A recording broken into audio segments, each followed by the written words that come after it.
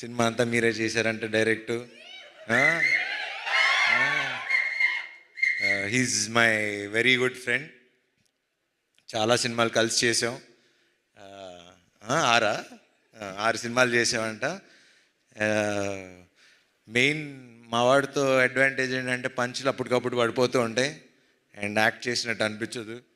Very natural actor. Thank you. And thank you అండి, wonderful art direction. And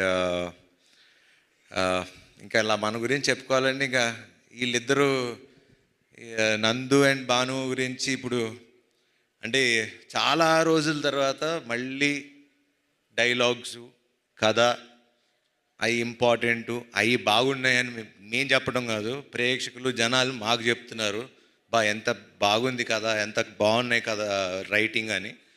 so credit goes to you. Please keep it up. ఇట్లానే ఉండండి, విడిపోకండి మధ్యలో గొడవలు పడి. కావాలంటే అందరూ 3 సినిమాలు చేసుకోండి, కానీ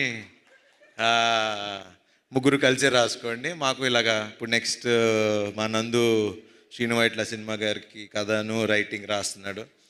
సో దానికి కూడా కొంచెం చూస్తూ ఉండండి అప్పుడప్పుడు. అట్లానే భాను ఇంకా మంచి కథలు రాయండి, డైరెక్ట్ చేయండి, మేము చేస్తాం. ఇంకా మా రామ్ గురించి ఇంకా ఏం చెప్పాలి,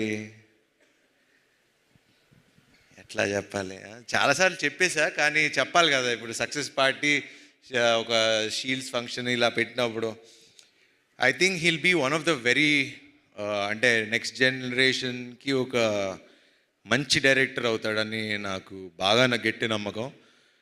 ద రీజన్ ఈజ్ నేను సామాజిక చూసిన తర్వాత కూడా the way he wrote the film, the way he మొత్తం కథ స్టార్టింగ్ నుంచి ఎండింగ్ వరకు నాకు ఇంకా ఇప్పటికీ ఆ సినిమా కథ మర్చిపోలేను.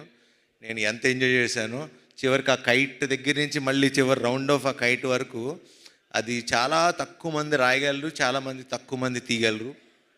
అట్లానే ఈ సినిమా కూడా కత్తి మీద సావు లాంటిది. అది మీకు చెప్తే అర్థం కాదు.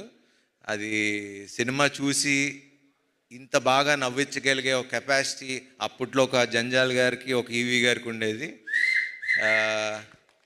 దాని మధ్యలో మంచి మంచి డైరెక్టర్ శ్రీనువైట్ల గారు అలా మంచి మంచి డైరెక్టర్లు ఉన్నారు. కానీ ఇప్పుడు నెక్స్ట్ అప్కమింగ్లో ప్లీజ్ అట్లానే ఉండు. మొన్న కూడా ఫోన్ చేసి మరీ చెప్పా, నెక్స్ట్ శ్రీ విష్ణు సినిమా నాకన్నా ఇంకో 10 రెట్లు అద్దరిపోవాలి, లేకపోతే నేను ఊరుకోనని.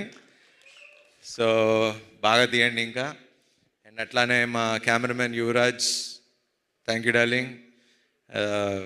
ఇంకా థ్యాంక్స్.